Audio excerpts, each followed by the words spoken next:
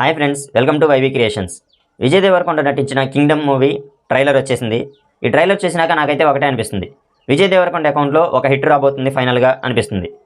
ఈ Kingdom movie trailer చూస్తుంటే super ఉంది.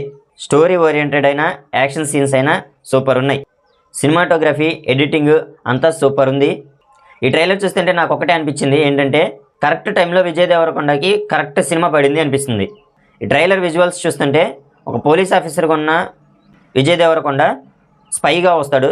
సత్యదేవ్ ఒక స్పెషల్ క్యారెక్టర్లో విజయ్ దేవరకొండ అన్న క్యారెక్టర్ చేస్తున్నాడు. ఈ మూవీ బ్రదర్ సెంటిమెంట్తో రాబోతుంది అనిపిస్తుంది. ట్రైలర్ మాత్రం పిచ్చి పీక్స్ ఎక్కిచ్చాడు అనిపిస్తుంది.